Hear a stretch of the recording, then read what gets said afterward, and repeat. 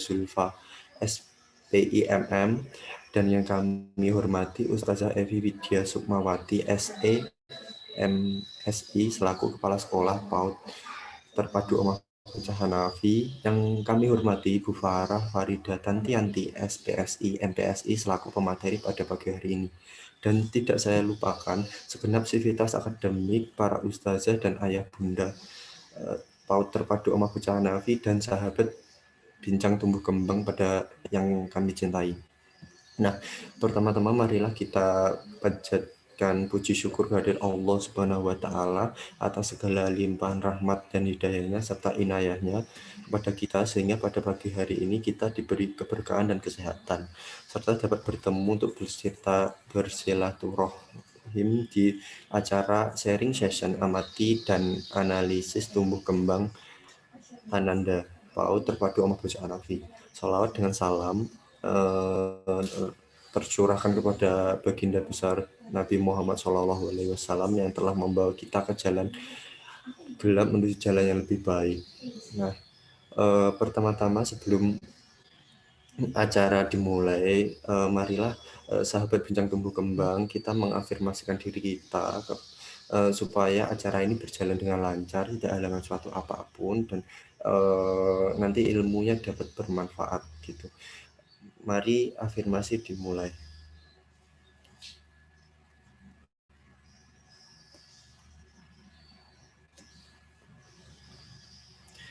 Selesai. Terima kasih untuk afirmasi. Untuk acara selanjutnya adalah salam sapa dari Ustazah Evi Widya Sukmawati SE MSI selaku Kepala Sekolah PAUD Omah Bocah Terpadu Hanafi. Waktu dan tempat kami persilahkan.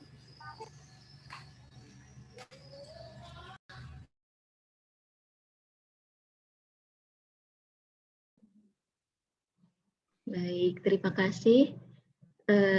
Bisa didengar ya suaranya Usefi? Bisa. Oke, baik. Terima kasih atas kesempatannya. Yang saya hormati Ibu Farah Farida Tantiani, MPSI Psikolog, ayah bunda peserta parenting pada hari ini, mahasiswa PPL Psikologi Universitas Negeri Malang, serta tim Omah Bocah Hanafi yang saya sayangi. Assalamualaikum warahmatullahi wabarakatuh.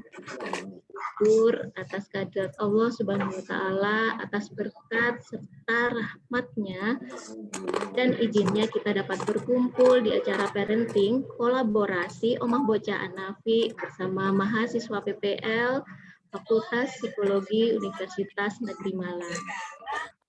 Pertama-tama saya sampaikan terima kasih kepada Ibu Farah Farida Tantiani selaku dosen pembimbing PPL serta pemateri pada hari ini.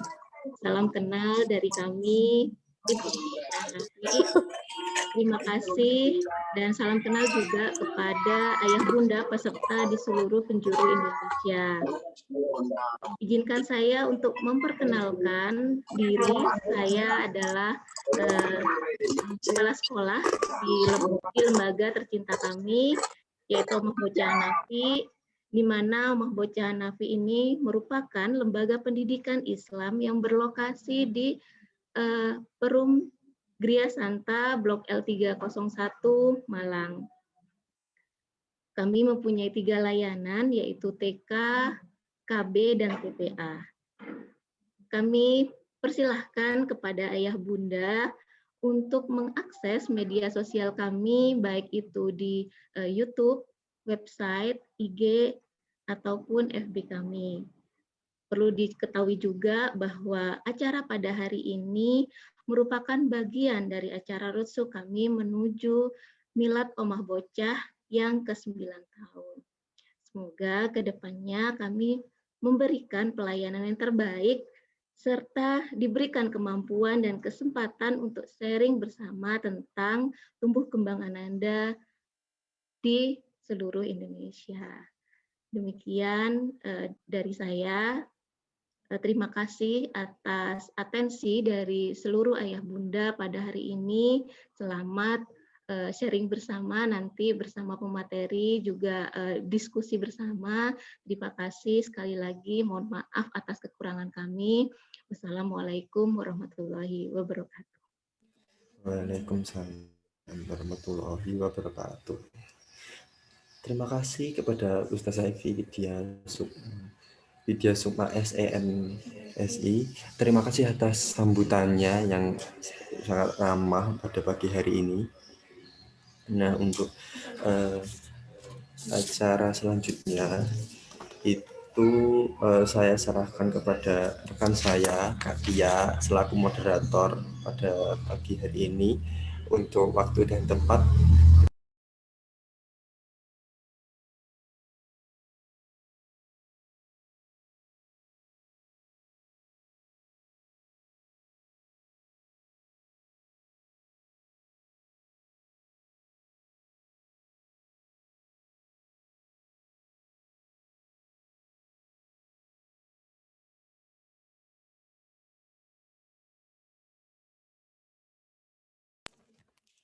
Baik, terima kasih Kakak Yogi atas waktunya. Sebelumnya saya ingin mengingatkan kembali untuk sahabat Bincang Tumbuh Kembang untuk mengisi Mentimeter yang telah di-share linknya di room chat. Dan sebelumnya saya juga mau menyapa semua sahabat Bincang Tumbuh Kembang. Assalamualaikum warahmatullahi wabarakatuh. Waalaikumsalam warahmatullahi wabarakatuh. Waalaikumsalam warahmatullahi wabarakatuh. Waalaikumsalam warahmatullahi wabarakatuh. Kira-kira pagi hari ini sudah siap ya semuanya untuk mengikuti sharing session hari ini dengan Ibu Farah Farida Tantiani, SPSI MTS. Sharing session kali ini kita akan membahas tentang perkembangan anak. Mungkin beberapa dari sahabat Bincang Tumbuh Kembang ini bertanya-tanya, kira-kira itu anak saya ini sudah sesuai belum ya perkembangannya? Kira-kira kok anak saya beda sama anak tetangga saya gitu, misal ada yang umur segini udah bisa jalan, udah bisa lompat, lalu anak saya kok belum gitu. Ada juga yang kira-kira kok udah ngomongnya udah lancar, anak saya masih gitu. Jadi dan hari ini akan diperjelas juga dijelaskan lagi sama Ibu Farah Farida Tantiani selaku beliau itu psikolog dan juga dosen psikologi di Universitas Negeri Malang. Sebelumnya saya juga mau menyapa Bu Farah. Selamat datang Bu Farah. Bagaimana kabarnya Bu hari ini? Alhamdulillah, baik, luar biasa. Sudah siap ya Bu untuk berbagi ilmunya dengan kita semua yang sahabat Bincang Tumbuh Kembang ini yang sudah hadir. Insya Allah.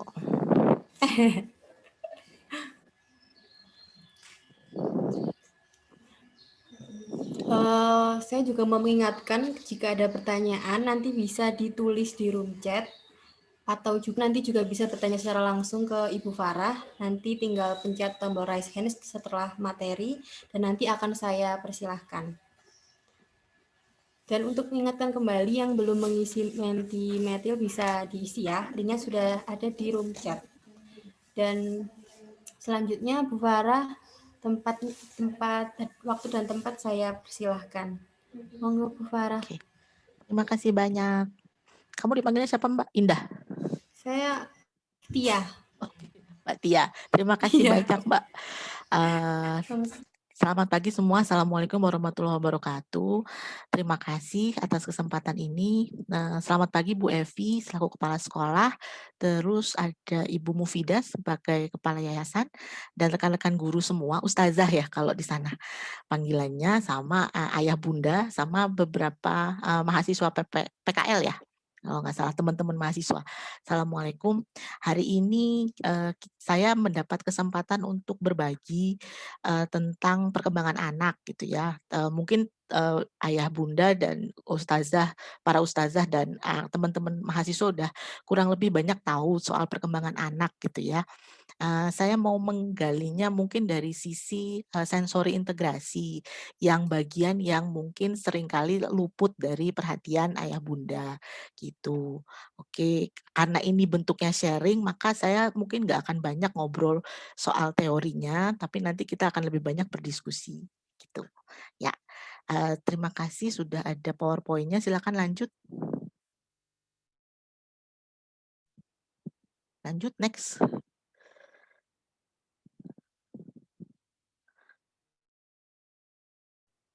Bisakah? Karena katanya nggak kenal maka nggak sayang, maka kita kenalan dulu. Nama saya Farah Farida. Saya berkecimpung di dunia pendidikan kelas sejak tahun 2000-an kali ya, 2000 ya. Saya lulus S2 itu 2002, 2004 gitu, dan langsung kerja di sekolahan dan klinik gitu ya. Jadi bidang saya itu lebih di pendidikan anak karena saya bekerja di sekolahan. Alhamdulillah dikasih kesempatannya untuk kenalan sama anak-anak yang dari usia dini TK sampai ke kuliahan, sekarang anak-anak kuliahan gitu ya. Terus saya juga dapat kesempatan untuk banyak berkecimpung di dunia anak kebutuhan khusus. Jadi saya mungkin bisa memperlihatkan nanti contoh-contoh kalau orang lain misalnya nulis itu gampang gitu ya. Nah, keterampilan apa sih yang dibutuhkan buat anak bisa siap menulis gitu misalnya. Terus juga saya kebetulan juga bisa mendapat kesempatan kalau anaknya sudah dikeluhkan terus dibawa ke rumah sakit atau klinik psikologi itu yang seperti apa. Jadi alhamdulillah kesempatannya 20 tahunan ini bisa bisa berbagi tentang kalau yang normal ini kayak seperti apa sih, terus kalau yang bermasalah itu gimana, dan bagaimana kurang lebih kita bisa mengoptimalkan perkembangan masing-masing anak sesuai dengan keunikan masing-masing gitu. Kalau sekarang ini saya lebih banyak di Malang, kalau sampai 2018 saya masih kuat bolak-balik Jakarta Malang gitu. Karena sekolahannya ada di Depok. Sekarang saya lebih banyak di Malang gitu. Karena ya kebetulan juga pandemi sejak 2020 dan kayaknya sudah tua ya gitu. Jadi lebih banyak di sini. Nanti kalau misalnya mau berbagi lebih lanjut monggo hubungi saya. Oke, lanjut. Hari ini kita akan kenalan apa sih yang ada di PAUD, pendidikan anak usia dini biasanya. Nah, yang paling teringat pada saya kalau ngomongin anak usia dini adalah lagu ini. Gitu, ini lagu buat teman-teman mahasiswa mudah-mudahan masih tahu gitu ya. Taman kanak-kanak lagunya seperti apa. Betul, di taman kanak-kanak inilah kita berkenalan, kita mulai berkenalan sama orang di luar rumah pertama kali gitu, yang lebih banyak satu kelas ternyata, dan dia kenalan juga sama aturan-aturan apa yang boleh di kelas, apa yang nggak boleh. Terus dia juga punya banyak mainan di sana dibandingkan sama TK sama SD, tentu lebih banyak mainannya di TK gitu ya bentuknya dibandingkan di SD, apalagi nanti di kuliahan gitu lebih nggak ada lagi mainannya gitu ya. Jadi betul, lagu ini adalah taman yang paling indah, tapi seringkali sekarang kondisinya pada prakteknya TK tidak lagi menjadi tempat bermain. Sehingga anak-anak kadang-kadang udah TK sudah mulai mogok sekolah. Zaman saya masih mondar-mandir Jakarta Depok itu paling dini anak mogok sekolah itu saya temukan biasanya di kelas 3 SD. Tapi semakin ke belakang itu semakin awal dia mogok sekolahnya. Nah, berarti apakah TK masih menjadi tempat bermain, tempat yang menyenangkan? Nah, kita akan melihat yang menyenangkan dan bermain itu kan berarti biasanya sesuai dengan usianya. Sudah sesuaikah mereka di stimulus berdasarkan usianya? Gitu ya. Lanjut. Kalau kita ngomongin perkembangan anak, itu selalu perkembangan manusia, nggak hanya anak, itu selalu kita melihat dari 3 aspek. Yang pertama kita ngelihat dari fisiknya. Biasanya ini terkait juga sama kalau anak-anak usia dini itu ada posyandu, jadi dilihat pertumbuhan tinggi badannya, berat badannya itu sesuai standar atau enggak sih, sesuai tahap usianya atau enggak sih. Kalau misalnya semakin dia kecil, semakin bayi, semakin banyak nih list untuk dilihat soal perkembangan fisik. Dia sudah bisa tengkurap nggak, dia pakai merangkak nggak gitu ya. Kenapa demikian? Dia sudah bisa lari tanpa menabrak nggak? Dia kalau mukul kekencengan nggak? Nanti itu berpengaruh nih antara fisik, kognitif, sama sosial emosi. Kalau dia belum tahu mukulnya itu nggak boleh keras-keras, dia akan mukul temennya, menyapa temennya dengan memukul keras, sosial emosinya pasti akan bermasalah gitu. Jadi misalnya nggak ada yang mau temenan sama dia, itu akan berpengaruh. Begitu juga dengan kognitif. Kognitif itu kecerdasan, kemampuan kita berpikir. Saat kita merasa pusing, kita mau ujian misalnya, itu nggak jarang kita jadinya lebih sering ke kamar mandi kah, fisik gitu ya. Terus berpengaruh saya jadi cepat lupa atau saya jadi aduh saking tegangnya saya nggak tahu harus menjawab apa, berpengaruh ke kemampuan berpikir kita. Jadi 3 hal ini saling berpengaruh.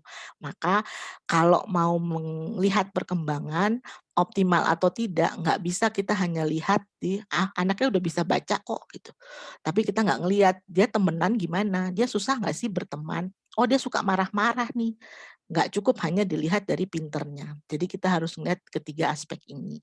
Gitu. Oke lanjut. Nah, konsep pentingnya yang harus diingat adalah biasanya pertumbuhan sama perkembangan anak ini bisa diprediksi. Artinya kalau, dia misalnya di usia, 4 tahun dia belum bisa ngomong dengan jelas itu, berarti kemungkinan dia akan lebih banyak menggunakan bahasa tubuh. Nah, bahasa tubuh kalau nggak dipahami akan membuat dia lebih mudah frustasi. Sehingga efeknya adalah, oke nanti dia akan lebih mudah marah gitu ya, lebih susah untuk berteman dan seterusnya. Terus apa yang terjadi kalau misalnya, tinggi badannya nih stuck di situ aja gitu ya, padahal harusnya dia sudah makin bertambah tingginya. Nah, nantinya itu juga akan bisa diprediksi hasil berikutnya bagaimana dan seterusnya, gitu. Jadi sebetulnya polanya bisa diprediksi sehingga, eee, kita, ada apa ya, pacuan yang berupa tabel misalnya, gitu, yang bisa untuk mengecek bagaimana pertumbuhan anak saya. Terus biasanya pertumbuhan sama perkembangan ini juga dipengaruhi budaya, kepribadian dari anak maupun orang tuanya dan lingkungannya. Itu yang menyebabkan tidak ada perkembangan anak yang sama. Karena ada interaksi antara lingkungan, orang tua dan dirinya, gitu ya. Jadi tidak ada anak yang sama, tidak ada keluarga yang yang sama. Jadi ada keunikan masing-masing. Kalau polanya bisa sama, tapi mungkin ada yang lebih cepat, ada yang lebih lambat pertumbuhan perkembangannya, gitu. Jadi semua punya keunikan masing-masing, itu juga harus dipegang. Jadi kita nggak bisa pukul rata, harusnya dia seperti anak tetangga misalnya, nggak bisa, gitu.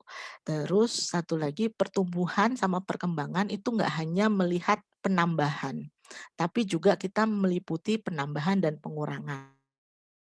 Semakin bisa ngomong, semakin banyak pertanyaannya, maka biasanya bahasa nonverbalnya yang bentuknya dorong-dorong, yang bentuknya tarik-tarik itu akan berkurang. Jadi ada yang berkurang, ada yang bertambah. Tapi dia akan makin cerewet nih. Tapi kalau misalnya kecerewetan mereka tidak direspon dengan tepat, bisa jadi berkurang. Nanti akhirnya yang terjadi adalah bahasa verbalnya lagi. Gitu. Jadi ada dinamika yang meliputi ada yang tambah dan ada yang kurang. Begitu, itu konsepnya. Oke lanjut. Kalau saya kecepatan tolong ingatkan saya, kebiasaan ngomong cepet. Nah, eee, setiap orang, termasuk anak-anak, itu belajarnya biasanya kita menyebutnya dengan indera.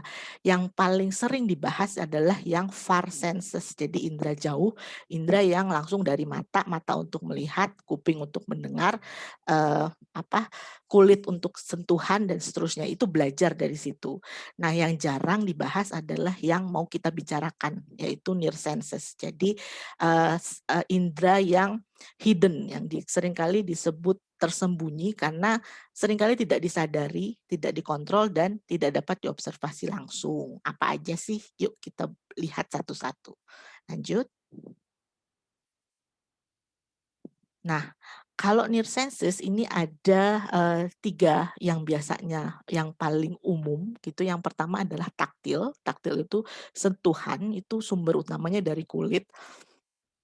Jadi si anak akan belajar, oh ini panas, oh ini, dingin. Jadi dia menyesuaikan diri itu dengan, kalau panas berarti terlalu panaskah, tidak panaskah gitu, dia tahu itu.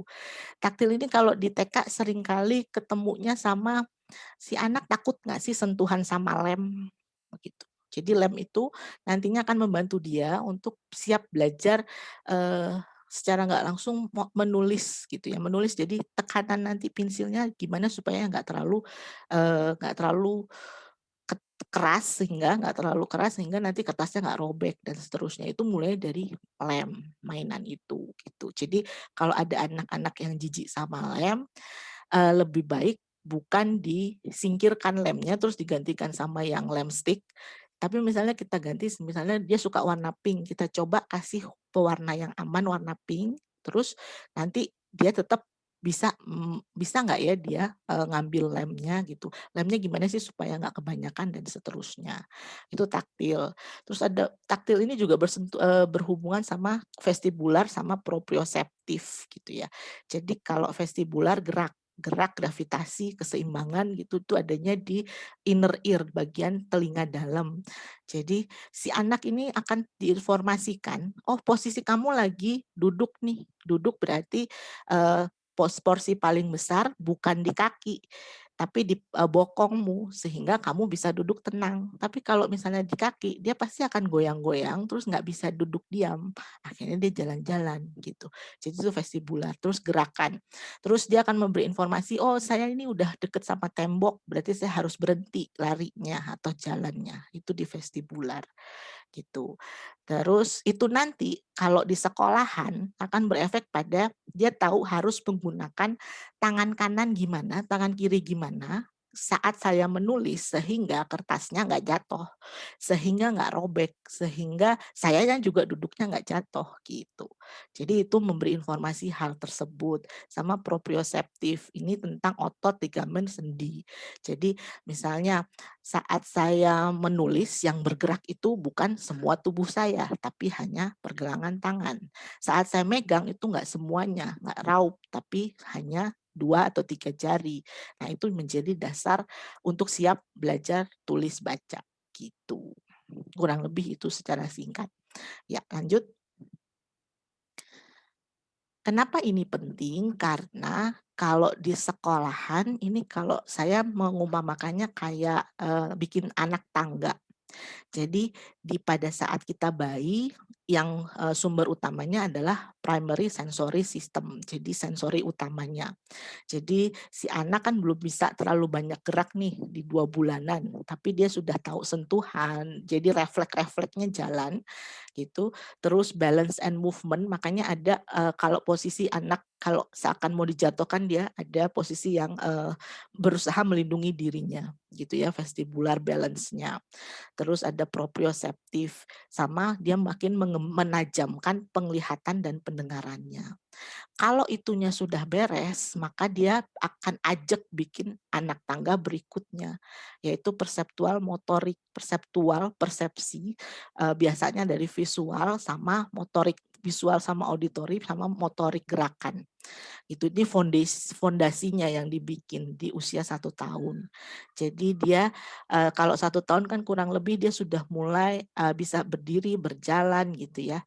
Jadi diharapkan dia sudah punya awareness tubuhnya, jadi dia lagi berdiri nih, atau ini keramaian, saya gimana caranya nggak terlalu banyak nabrak gitu. Saya lagi gerak, saya lagi ini body awareness. Terus mereka juga sudah mulai bisa mengkoordinasikan kedua bagian tubuh kanan kiri gitu. Jadi kalau misalnya saya punya bolpen, saya mau kasih dia pada saat tangan dia lagi pegang balok misalnya atau buku. Kalau sebelumnya dia nggak tahu, maka misalnya tangan kanan lagi megang buku, maka dia jatuhkan misalnya, dia ngambil bolpen yang saya kasih. Tapi di usia ini harusnya dia sudah bisa yang ini, yang kanan dipindahkan ke kiri, terus dia ambil pemberian kita dari tangan kanan. Jadi sudah mulai ada koordinasi. Sudah mulai juga dia kelihatan kanan atau kiri, kidal atau tidak anaknya. Mulai di sini. Sama sudah mulai motor planning. Kalau misalnya ada hambatan yang segini, saya harus nunduk nih. Dia sudah mulai bisa itu. Kalau saya mau nyari barang di kolong kursi, saya harus gimana posisinya. Begitu. Terus adalah fondasinya. Nah, di usia 3 tahunnya diharapkan sudah yang skill. Jadi yang tadi fondasi, sekarang keterampilan. Begitu. Jadi keterampilan dia sudah mulai bisa tidak sekedar ngambil tapi sudah mulai tahu kalau ditunjukkan ini apel, dia bisa juga nunjuk. Jadi sudah mulai ada koordinasi antara mata sama motoriknya gerakan. Udah mulai bisa pakai pegang pensil gitu. Tapi karena posturnya masih belum apa ya, ini kan namanya baru belajar skill. Maka kalau ayah bunda memberikan tugas di meja gitu ya, pensil paper mewarnai, biasanya nggak lama dibandingkan kalau misal dia akan kembali ke dinding misalnya sambil dia berdiri sambil dia ngewarnain atau malah coret-coret dinding, itu wajar karena itu lebih mudah. Berdiri itu keterampilannya lebih sedikit dibandingkan dia harus duduk dalam waktu lama. Keseimbangannya juga lebih susah kalau untuk duduk. Jadi kalau sekarang dia sudah mulai melatih skill-skill yang dibutuhkan untuk siap ke tahap berikutnya. Nah, di tahap berikutnya adalah dikatakan dia sudah siap belajar nih di usia 6 tahun kurang lebih. Maka biasanya standarnya untuk masuk ke SD adalah usia-usia 6 tahun ke atas gitu. Jadi semakin dia keterampilannya baik, dia sudah makin bisa kompleks motor skill. Kalau sebelumnya susah loh, antara saya ngelihat tulisan di papan tulis, terus saya harus mencatat, itu susah. Sehingga yang terjadi adalah mereka salah satu, ntar lupa lagi, ntar akhirnya mereka kemana-mana. Begitu, makanya kalau di TK biasanya kan diberikannya adalah worksheet. Maka sekarang tantangannya sangat besar karena mereka adanya di depan media komputer. Kalau misalnya sekolahnya jarak jauh gitu ya, belum tatap muka setahu saya sampai sekarang. Itu juga tantangan tersendiri. Maka apresiasi saya paling tinggi buat guru-guru dan orang tua yang mendampingi anak belajar. Semakin dia bisa menguasai keterampilan-keterampilan ini, maka dia pun semakin percaya diri untuk belajar gitu. Ya, lanjut. Gitu. Oke, kalau yang ini, yang tadi lanjut sudah. Yang ini juga sudah, lanjut.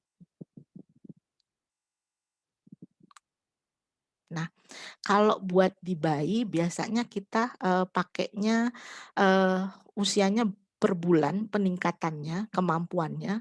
Kalau dilihat antara bulannya ini nggak cuma 1 bulan, jadi ada jarak antara yang merah-merah ini misalnya si anak sudah bisa berputar belum sih, membalik gitu ya, roll over gitu, itu antara 2 bulan sampai 5 bulan.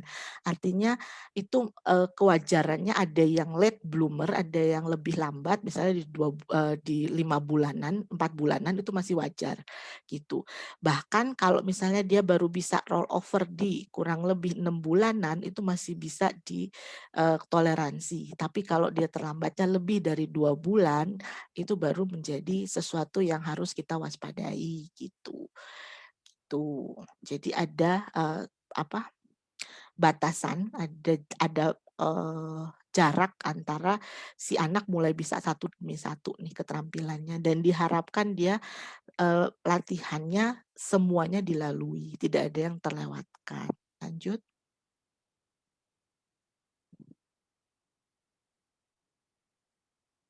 Halo?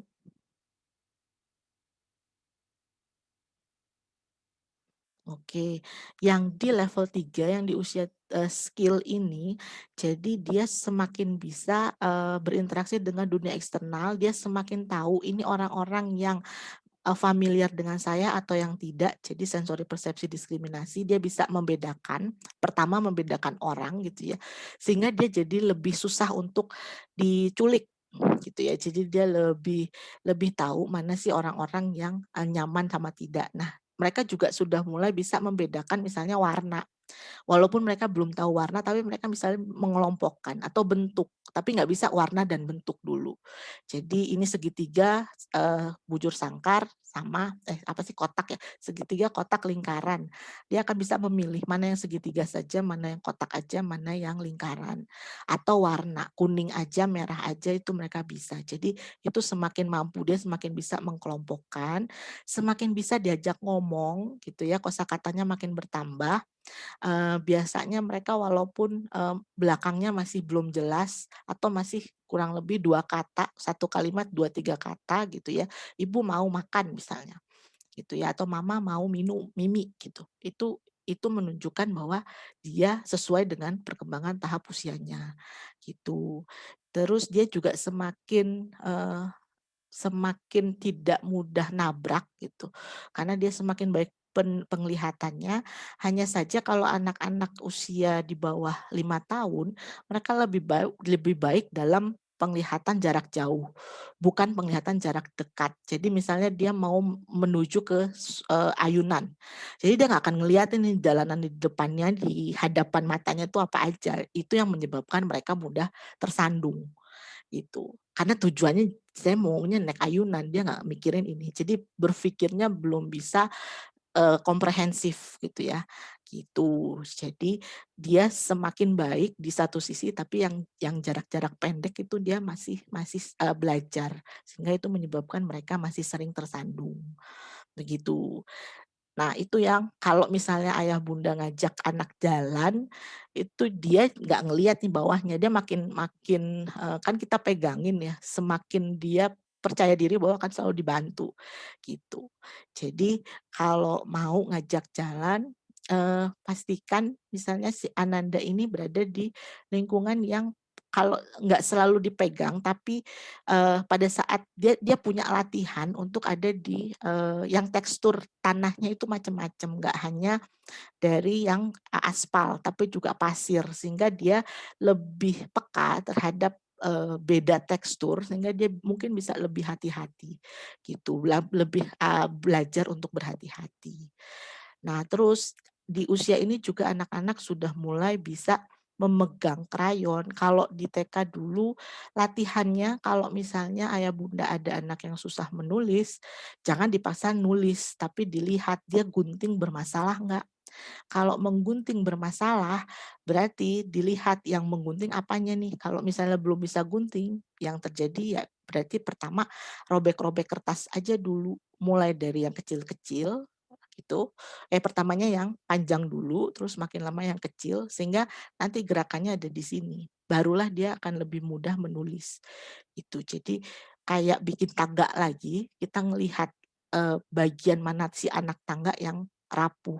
Itu yang kita benahi dulu. Gitu. Ya, lanjut. Nah, ini bisa dimainkan, Mbak?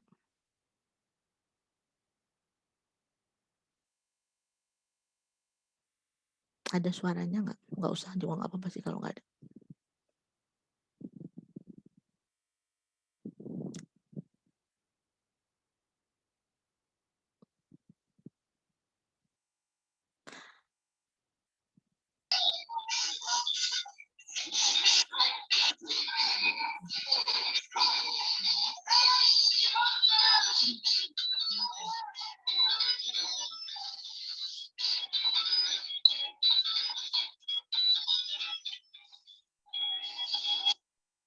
Nah, ini ceritanya sih.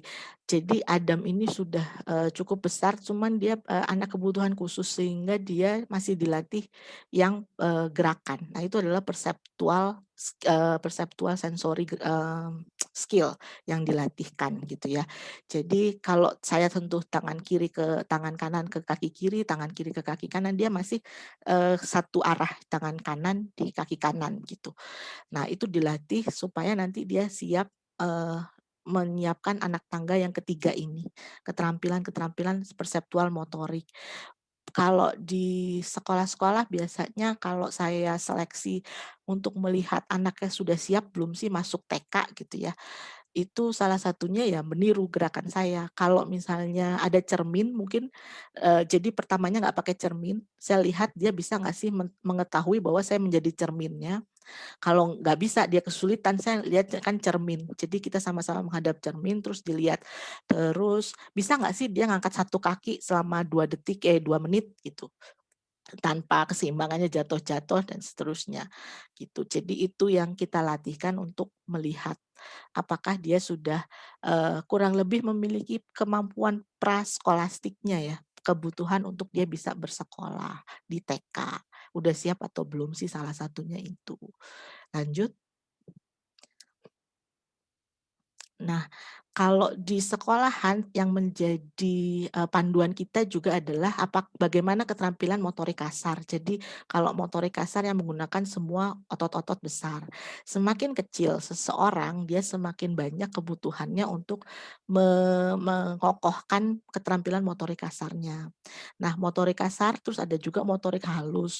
Kalau motorik kasar tadi yang dipakai untuk saya tahu kalau duduk supaya nggak jatuh, saya tahu kalau supaya saya, berlari kapan harus berhenti sehingga saya nggak nabrak tembok. Saya tahu nggak harus nabrak orang. Saya tahu kalau mau menyapa orang, tosnya itu sekian.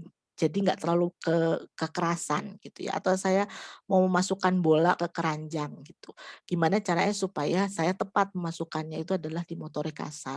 Kalau motorik halus itu yang dia pakai untuk nantinya kalau di sekolahan siap untuk menulis. Jadi kayak makan itu juga membantu untuk keterampilan motorik halus, jadi otot-otot kecilnya, gitu. Terus, melipat tali sepatu, mengikat tali sepatu, terus mengancingkan baju, itu adalah kebutuhan di motorik halus. Kemudian, panduan perkembangan berikutnya adalah kemampuan berpikir, dia bisa nggak sih kalau saya kasih soal menyelesaikan masalah, ide-idenya bisa banyak nggak ya? Atau dia biasanya mengerucutnya jadi satu idenya, gitu. Terus apa yang terjadi kalau dia menemukan hambatan gitu, itu ada di kemampuan dia berpikir. Kita juga melihat kemampuan bahasa.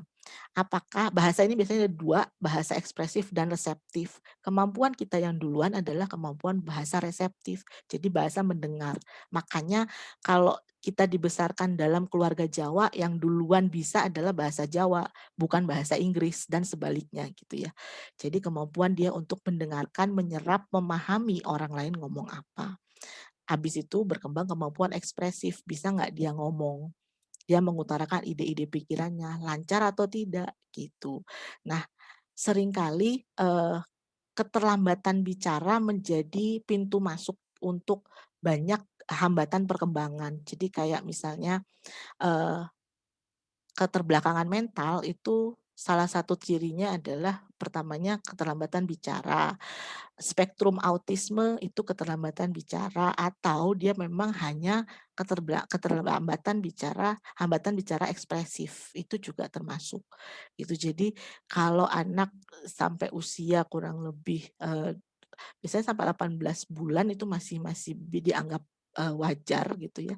Tapi kalau sudah mulai 3 tahun dia belum bisa ngomong dengan jelas gitu, itu biasanya menjadi, apa ya, warning itu untuk diperiksa lebih lanjut, gitu. Terus ada juga sosial emosi. Jadi keterampilan sosial emosi, si anak ini bisa nggak sih berteman, tahu nggak cara dia menyapa orang, kalau dia mau main sama temennya gimana caranya? Gimana caranya supaya ini nggak ngerebut? Apa yang terjadi kalau dia merasa sedih, kalau dia merasa marah, itu. Ini yang dilihat dari perkembangan anak. Biasanya kita melihatnya 5 aspek ini. Lanjut. Saya udah waktu saya masih ada, Mbak? 10 menit, Bu. Oke, ya. Nah, ini semua panduan tadi kita sebutnya sebagai, milestone gitu ya. Jadi serangkaian keterampilan yang memang kita lihat dari perkembangan usianya gitu. Harusnya anak usia sekian bisa melakukan apa sih gitu. Itu adalah milestone yang menjadi patokan ahli gitu. Lanjut. Secara gambarannya adalah begini, jadi kalau misalnya 3-4 tahun, untuk motorik kasarnya dia diharapkan bisa ini, naik turun tangga secara mandiri. Jadi nggak dipegangin, tapi nggak apa-apa dia megang tali tangga, pegangan tangga, itu nggak apa-apa, gitu. Terus secara mandiri masih belum bergantian kakinya nggak apa-apa, gitu. Dia sudah bisa menendang bola belum sih, gitu. Dan biasanya melempar bolanya dari atas kepala, bukan dari bawah, itu gimana?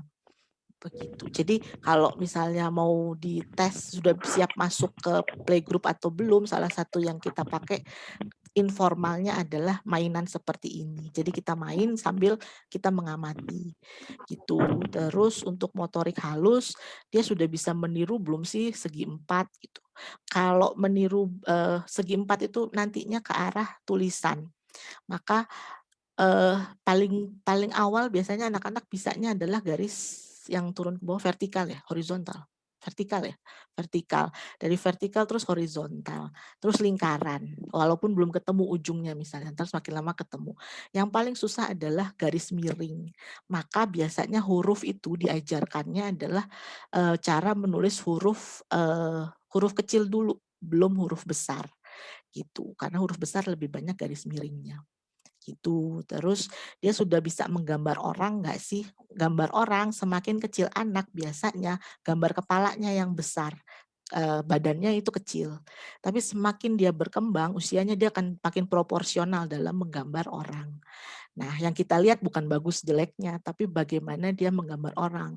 Misalnya di 3-4 tahun itu dia sudah bisa nggak sih ada tangannya dari kepala besarnya itu muncul tangan 2 misalnya gitu ya. Terus sudah ada matanya belum, udah ada mulutnya belum, itu yang kita lihat gitu. Terus dia sudah bisa belum sih megang guntingnya, menggambarnya gimana, menirunya gimana, begitu. Jadi kita ngelihatnya yang itu untuk motorik halus. Salah satu yang dipakai juga adalah meronce. Jadi meronce juga nggak, misalnya kita kasih 20 bit gitu, dia bisa semua ya enggak. Tapi misalnya dia bisa memasukkan 6 bit, 6 kancing, 6 bit itu apa sih? Biji-bijian itu roncenya tanpa terjatuh gitu. Terus kalau bahasa dia sudah mulai bisa ngomong yang dipahami orang lain walaupun belum jelas itu. Terus sudah mulai bisa cerita sedikit. Lanjut. Kalau untuk kognitif warna dasar kurang lebih dia sudah tahu ini merah, ini biru misalnya. Termasuk kalau dia bisanya dalam bahasa Inggris, misalnya red itu kalau dia secara konsisten tahu itu setara sama usia ini 3-4 tahun. Terus sudah mulai bisa tahu ini 1 gitu ya. Terus sudah tahu ini angka berapa, itu sudah mulai ngikutin itu. Dan kalau sosial emosi dia sudah makin main fantasi biasanya, pemain pura-puranya, terus dia kadang-kadang ngomong sendiri, bercerita, dia main dengan berbagai perlengkapan yang ada itu dia jadi bisa jadi mainan. Dia sudah mulai bisa berpakaian mandiri dan seterusnya. Ini yang jadi patokannya yang namanya milestone gitu. Lanjut. Ini kalau di 4-5 tahun ini semakin baik dia, jadi semakin baik dalam memanjat, semakin baik dalam berayun di motorik kasar gitu ya. Terus 4-5 tahun sudah mulai baik dalam meniru bentuk segitiga, terus pola-pola yang pakai banyak garis miring-miring itu makin baik, menggambar orang juga demikian gitu, sudah makin oke. Semakin tahu tubuhnya, jadi tangannya itu nggak lagi dari kepala besarnya, tapi sudah ada tubuhnya, tangannya dari sana gitu ya. Walaupun misalnya hanya segitiga gambar bajunya gitu, itu dianggap wajar gitu. Terus dia sudah mulai bisa pakai alat makan, tapi seringkali yang saya temukan adalah alat makannya ini nggak diperhitungkan sama orang tua. Misalnya kayak kayak alat tulis gitu. Kalau buat kita, jari kita sudah ramping sehingga akan mudah pakai alat tulis yang tipis, yang kecil ya. Tapi kalau mereka, biasanya mereka itu kan masih cabi, masih gendut-gendut jari-jarinya. Sehingga biasanya perkembangannya kalau makin kecil itu makin gede nih. Makanya krayon biasanya. Krayon baru spidol kalau nggak salah. Ya, jadi semakin kecil, semakin dia gede. Nah, kalau kepanjangan atau keberatan itu jadinya dia nggak terlatih si motorik halusnya sehingga nantinya berefek ke hal-hal lain. Makannya juga jadi males nih sendiri gitu ya. Padahal kalau dia bisa makan sendiri berarti koordinasi mata dan gerakannya itu juga makin terlatih. Dia tahu oh segini nih kebanyakan, saya nggak bisa ngambil segini. Saya ngambilnya harusnya semana supaya muat gitu dan seterusnya gitu ya. Terus bahasa juga demikian, dia sudah mulai makin bisa menyebutkan namanya siapa, nama orang tuanya siapa, rumahnya di mana. Gitu. Lanjut. Terus kognitifnya, pemahaman waktu, dia tahu ini pagi, ini siang, ini malam gitu. Terus kemarin, dia walaupun masih misalnya kemarin itu bisa juga sebulan yang lalu nggak masalah gitu, tapi dia sudah tahu ini waktunya bukan hari ini gitu ya, ini waktunya nanti gitu ya. Terus sosial emosi juga demikian, mereka, seneng nyanyi, seneng nari, dan biasanya sudah mulai paham aturan dan dia cenderung, kaku terhadap aturan. Maka, kalau orang tua minta, jangan kasih tahu, ada mama di rumah misalnya. Nah itu bagi dia kontradiktif kalau misalnya guru di sekolah bilang nggak boleh bohong gitu, tapi kok di rumah tuh bagi dia penanaman nilai-nilai ini penting buat anak-anak usia segini secara konsisten.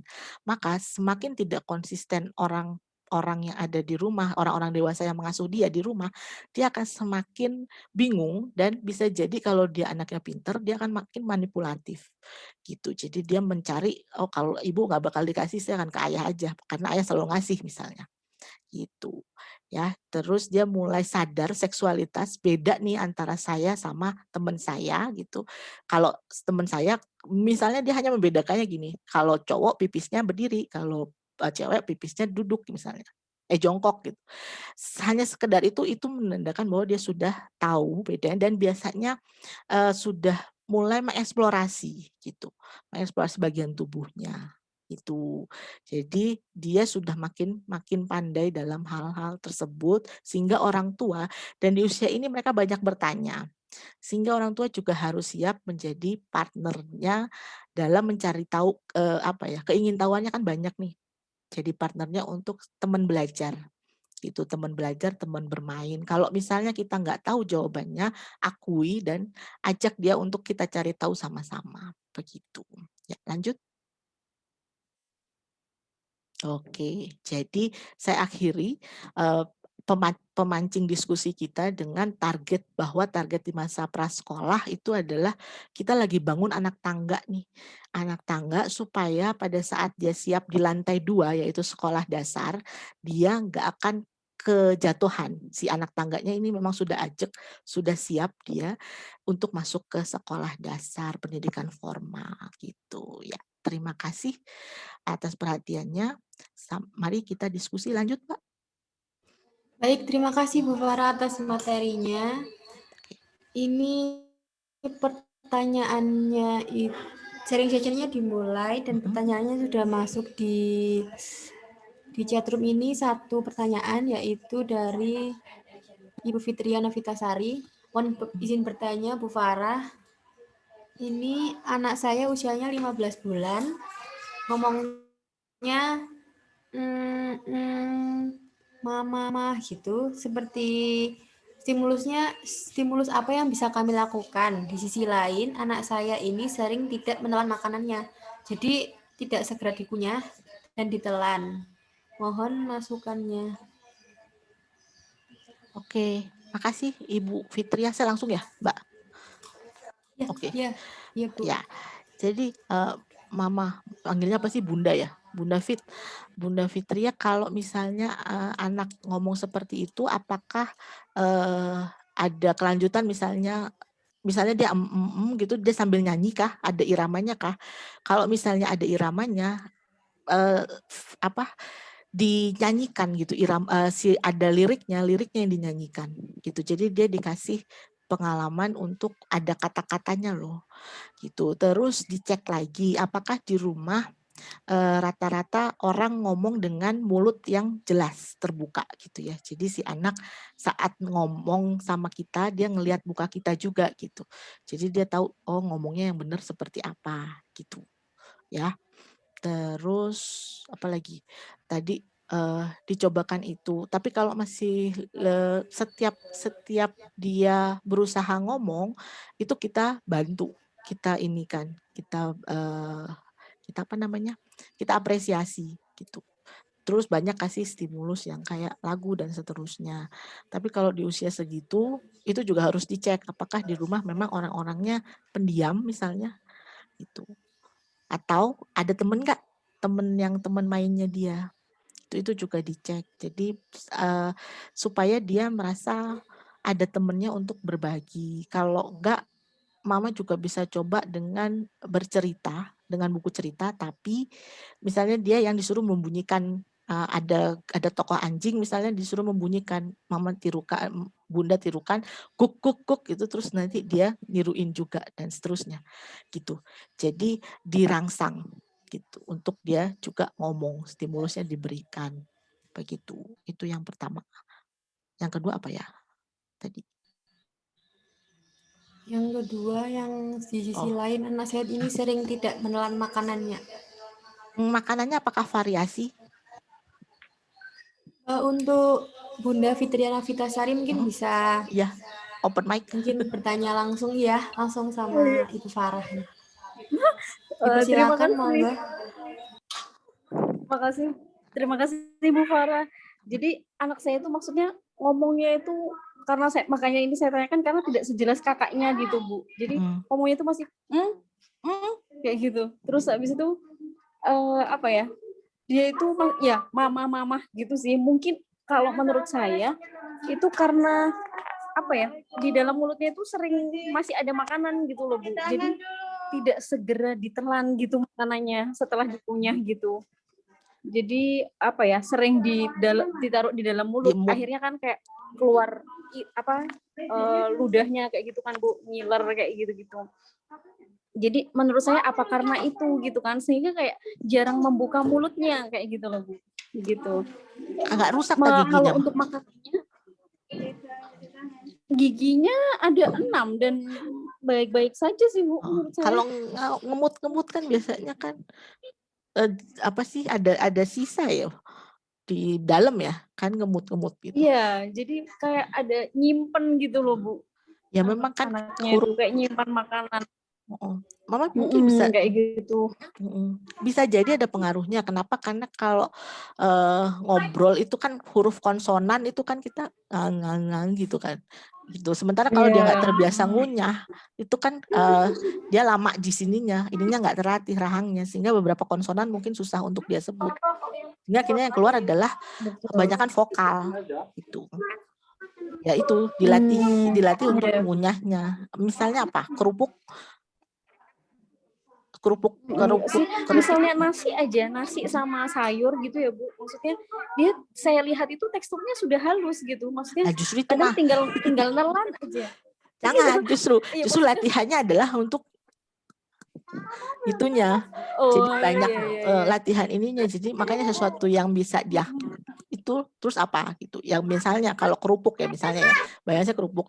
Tapi kerupuk gimana caranya ukurannya tidak membuat di mood, tapi dia bisa habis dimasukin gitu. Jadi nggak terlalu banyak misalnya. Jadi ya kayak gitu ya, crackers yang jadi kayak bisa gitu-gitu. Melihat ini ya, gerakan mulutnya juga ya. Karena yang dilatih, kenapa sih kita belajar kenapa habis minum ASI, susu, terus kita makanan padat? Yaitu produksi kata-kata, produksi suara ekspresif. Kalau banyakkan air liur yang keluar di mood dan seterusnya, ininya nggak terlatih nih. Nggak terlatih sehingga akhirnya beberapa konsonan juga nggak keluar, nggak terlatih dengan baik gitu. Mungkin itu bisa dicoba. Iya. Baik, terima kasih Bu Farah. Sama-sama. Setelah lihat di room chat, banyak Bu yang bertanya. Sepertinya ini semakin antusias untuk bertanya terus. Belum tentu saya tahu jawabannya. Untuk selanjutnya Bu Farah, ada pertanyaan dari Ibu Veronica. Mau bertanya Bu, anak saya usia TKB 5 tahun, perempuan.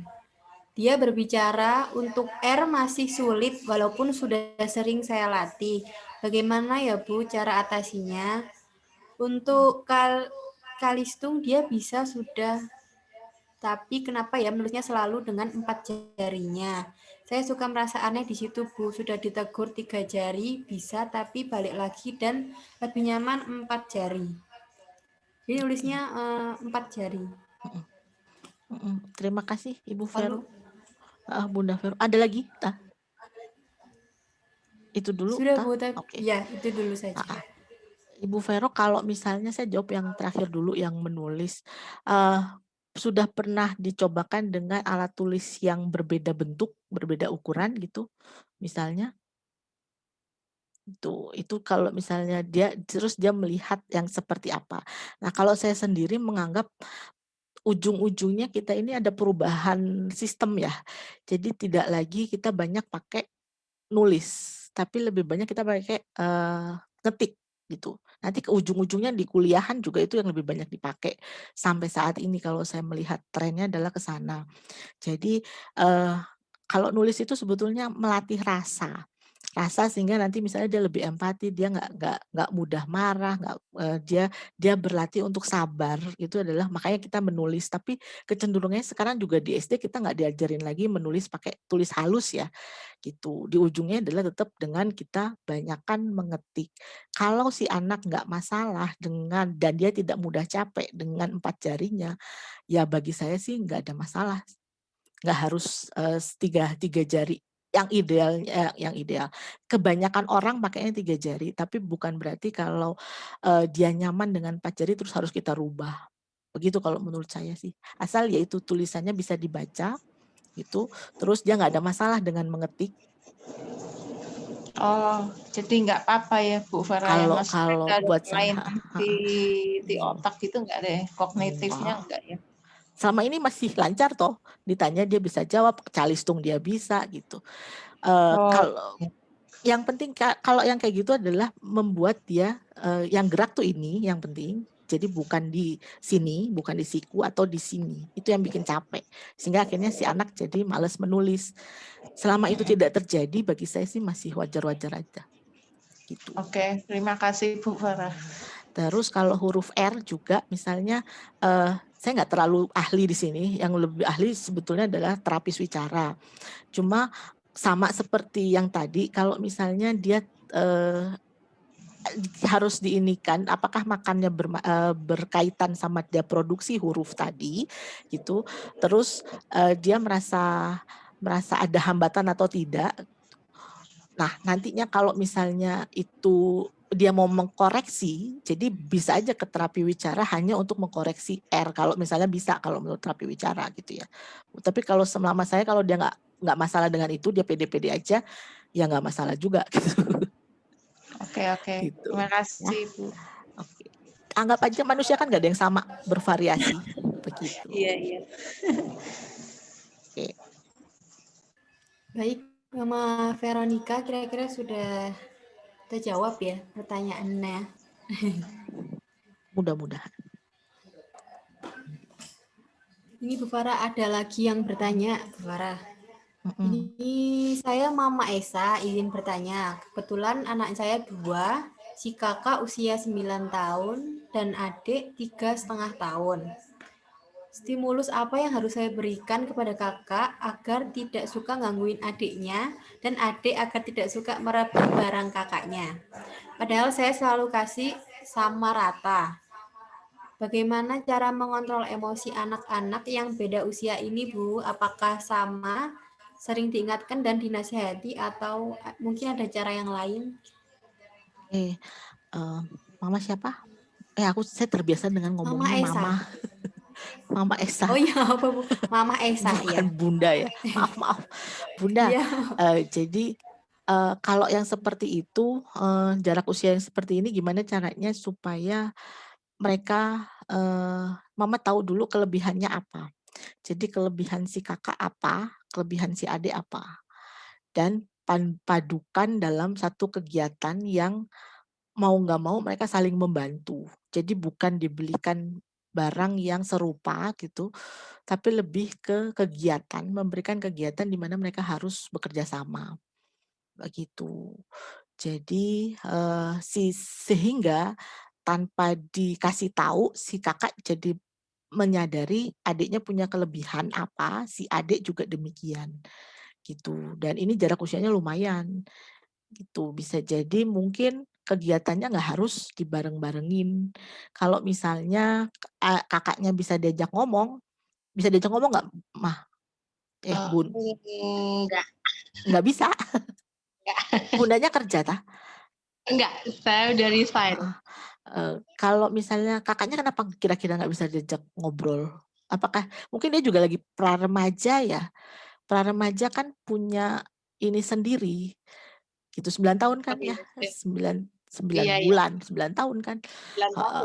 Heeh, 9 tahun kan lagi dia lagi punya ada masa transisi nih. Udah mens. Kenapa? Perempuan atau laki-laki? Laki-laki. Oh, laki-laki. Ya. Laki-laki adanya perempuan. Jadi kita kalau di teori perkembangan kita menganggap ada istilah baru. Jadi nggak masalah itu nggak di remaja loh. Masalah juga ada pada anak-anak yang pra-remaja. Jadi mereka menghadapi hal-hal baru, punya kecenderungan yang berbeda. Dia nggak mau dianggap anak-anak. Gitu, anak-anak kecil lagi. Sementara agak kontradiktif nih saat dia mau dianggap gede, disuruh main sama adiknya yang masih kecil gitu. Jadi mungkin kegiatannya bisa yang kayak tadi atau ya memang saat ini masing-masing punya kesibukan sendiri. Jadi alangkah lebih baik kalau Bunda mengetahui kakaknya lagi hobi apa. Kakaknya lagi hobi apa sehingga nanti bentuknya adalah Bunda nemenin kakaknya kapan, Bunda nemenin adiknya kapan. Gitu. Jadi mungkin nggak Adiknya bisa. kayak ini Bu, kayak hak milik gitu loh kalau adik. Ini mamaku gitu. Ya. Nggak boleh sama kakak. Nah, itu adiknya. Ya, jadi kalau misalnya, kalau kakaknya? Kalau kakaknya suka ngisengin, ini mamaku, kayak gitu. Jadi adiknya nggak tahu kalau itu bercanda. Jadi seperti itu terus, Bu. Jadi gantian. Terus kalau apa yang dilakukan Bunda? Kalau mereka berantem? Biasanya mama milik kalian berdua. Jadi nggak ada rebutan punya adik atau punya kakak. Oke, milik berdua kayak gitu aja sih, Bu. Kalau nggak ituin aja, videoin, gitu terus tanyakan tanggapan mereka. Kalau kayak gini gimana? Kira-kira kalau mama jadi pusing gimana gitu ya? Jadi diajak untuk mencari solusinya juga dari mereka. Gitu. Ini gimana nih mama pusing nih, diperbutkan. Bayangkan kalau tiap hari rumah kita kayak gini gitu. Gitu. Jadi yang seperti itu bisa di awal-awal gitu. Tapi saya pikir bentar lagi juga kakaknya akan masuk ke SMP ya. Bentar lagi kelas 3, tumben. Oke. Nah, kalau nanti dia akan masuk ke kelas 4 makin banyak yang materi yang bentuknya adalah mata pelajaran sendiri. Dia akan lebih sibuk. Dia akan lebih sibuk lagi, mungkin nanti waktunya akan berkurang ngeledekin adiknya. Oh iya. Soalnya ini Bu, di sekolahan biasanya ada materi PPKN ya Bu, sayang adik, sayang orang tua, kayak gitu, suka berbagi. Kalau ada pertanyaan seperti itu, jawabannya udah bener, sayang adik, bisa. Prakteknya mana? Kayak gitu. Soalnya karakter itu nggak bisa diajarkan lewat bahasan di sekolah aja sih, saya pikir ya. Karakter ya dikenalkan secara utuh, nggak bisa hanya dari kognitif, nggak bisa hanya dari ngafalin itu. Jadi ya itu yang mungkin nantinya adalah bentuknya jadinya bagi dia ini juga kontradiktif ya gitu. Ya, putus-putus. Kurang lebih demikian Mama. Iya, berarti harus sering dikasih pijakan untuk dua-duanya ya Bu ya. Iya, jadi Mama membagi waktu dengan adil untuk keduanya. Terima kasih. Terima kasih. Terima kasih. Pertanyaannya semoga terjawab. Lalu untuk selanjutnya Bu Farah, ada pertanyaan dari Mama Joyke Veronica. Mungkin bisa on mic dan langsung bertanya ke Bu Farah.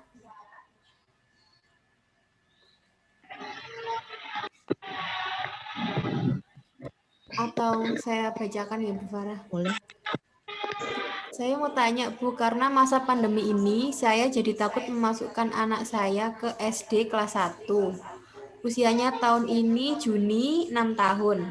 Apakah baik Bu untuk masa depannya jika tahun depan di usia 7 tahun baru saya masukkan ke SD kelas 1?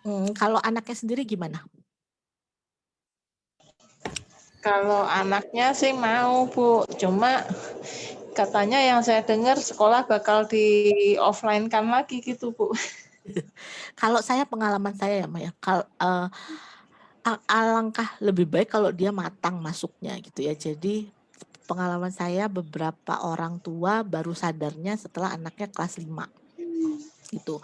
Jadi setelah kelas 5 mau naik kelas 6 akhirnya orang tuanya saya pengalaman udah berapa kali ya. 1 kali anaknya akhirnya tetap di kelas 5 karena akhirnya pada saat dia mau kelas 6 dia nangis-nangis gitu. Pada saat sudah seminggu masuk ke kelas 6 nangis-nangis karena dia nggak mau sekolah gitu. Maunya ditemenin. Gitu. Jadi karena dia merasa overwhelmed, terlalu banyak beban belajarnya sehingga akhirnya dia baru mogoknya di sana. Gitu. Sehingga akhirnya si ayah memundurkan nggak menaikkan, jadi oke lah nggak apa-apa lah kita ke kelas 5. Dan dia jauh lebih happy. Terus saya juga punya pengalaman ada yang memindahkan anaknya karena di sekolahnya tidak dinaikkan, terus di sini dinaikkan, terus pada akhirnya kembali dia 2 kali nggak naik kelasnya di sekolah yang barunya karena masalah yang sama, mogok sekolah gitu. Terus ada juga yang sampai kelas 6 dia lulus tapi nilainya jauh di bawah kemampuannya sebenarnya gitu. Jadi dia gimana caranya supaya bertahan di sini aja gitu. Dia waktu itu umurnya berapa sih? Karena mungkin udah kuliah anaknya, perempuan gitu. Jadi pas dia lulus dia merasa dia nangis banget gitu. Karena akhirnya dia merasa bisa melewati ini. Jadi mungkin di kognitifnya dia nggak ada masalah, tapi secara sosial emosinya kita harus cek. Oh iya. Begitu ya. Baik Bu, makasih. Sama-sama. Bu Farah, ini sepertinya ada pertanyaan yang mungkin nyambung. Untuk masuk TK sebaiknya usia berapa? 4 atau 5 tahun? Perlu tidak ya PAUD? Oke. Kalau saya cek lagi, masing-masing orang punya kebutuhan berbeda. Kalau misalnya di rumah ada orang yang bisa secara konsisten memberikan stimulus, terus nggak beda jauh sama dia di PAUD-nya gitu, bisa jadi nggak bisa pilihan untuk di rumah diambil. Tapi sekarang juga ada TPA nih gitu ya. Jadi nggak harus ke pendidikan yang PAUD-nya, tapi dia di TPA juga sekarang banyak yang program-program yang baik menurut saya. Kalau orang tuanya bekerja sibuk gitu ya, daripada di rumah anaknya main games dan nonton TV. Itu bisa diambil pilihan itu. Jadi untuk yang bagi saya yang saya cemaskan adalah kalau masuk sekolah karena anaknya misalnya belum mau, itu masih seneng main tapi dia dimasukkan ke sekolah yang lebih banyak duduknya. Itu akan berakibat gitu ya, berefek ada konsekuensinya bahwa misalnya anaknya akan bosan, sementara sekolah dia masih jenjangnya panjang, begitu. Jadi tergantung kesepakatan di rumah itu gimana, terus kondisi di rumah gimana, sehingga pilihan untuk memasukkan anak juga akan tergantung dari itu. Kalau misalnya dia mau dimasukkan ke 5 tahun, di 4 tahun, 5 tahun sebelumnya itu stimulusnya dipastikan dia tersedia gitu. Jadi kalau dulu kenapa sih ada orang yang langsung masuk SD nggak TK dulu, karena kita masih bebas bermain. Main di mana aja gitu ya. Kalau sekarang keluar sedikit itu takut ntar kenapa-napa. Terus keluar sendiri, main sendiri itu takut kenapa-napa gitu. Kalau misalnya lingkungan rumah ibu masih asri, masih memungkinkan untuk menstimulus banyak hal itu, ya nggak apa-apa juga dimasukinnya 5 tahun begitu. Dan dilihat dari TK-nya kurikulumnya seperti apa, begitu kurang lebih.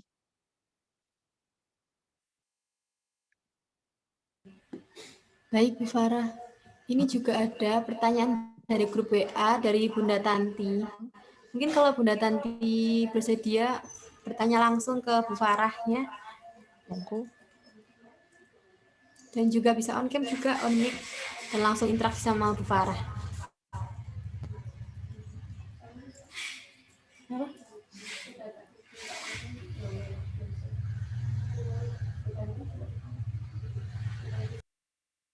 Bu Tanti Setianingsih mungkin bisa langsung bertanya.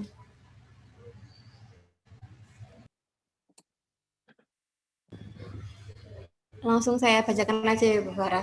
Boleh.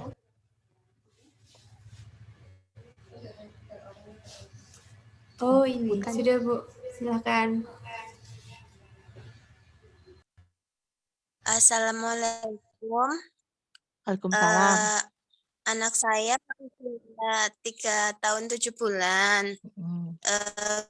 Kebetulan sudah bisa bernyanyi, sudah bisa menghitung sampai 1 sampai 10, juga sudah tahu warna-warna. Cuma kalau ngaji masih suka nggak konsen gitu. Jadi dia cuma mentok di huruf H aja, habis itu nggak bisa lanjut. Jadi teman-teman itu kebetulan ada yang sebaya udah bisa sampai huruf lain. Nah, dia tuh mentoknya sampai huruf H aja. Kalau ditanya huruf hijaiyah yang mana seringnya lupa. Yang mau saya tanyakan, apa benar anak usia segitu memang konsentrasinya itu cuma sebentar atau bagaimana nggih?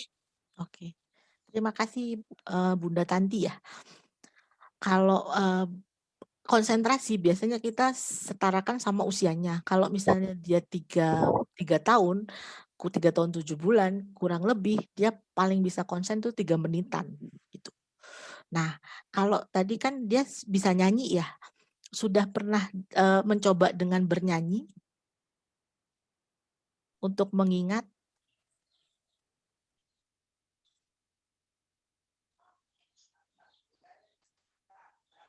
Halo?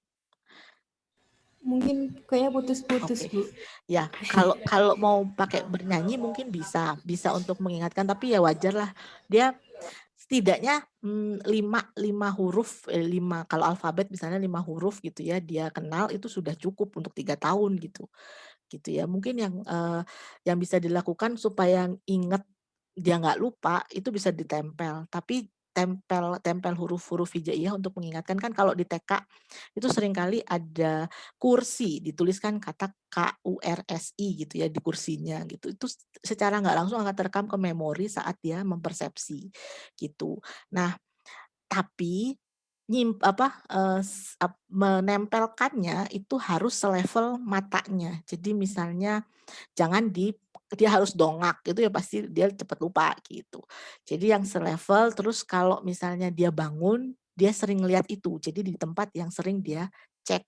Dan jangan banyak-banyak gitu ya. Jadi misalnya dari satu papan itu ada berapa huruf, dipotong aja. Targetnya misalnya 5 dulu begitu. Jadi itu aja gitu. Dan harus diingat ini 3 tahun 7 bulan gitu ya. Dan bahasa sehari-harinya bahasa apa. Kalau misalnya lebih banyak bahasa Jawa, gitu berarti mungkin yang lebih nempelnya adalah bahasa Jawa dibandingkan bahasa lain.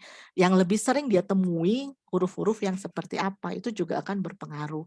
Dan kenapa bilingual itu seringkali jadi kontradiksi gitu, karena kalau di anak-anak otaknya itu bagian bahasa itu mereka belum secanggih yang dewasa. Jadi kalau ditanyain ini warna apa, dia pernah dengar warna red sama merah, pasti yang keluar adalah red.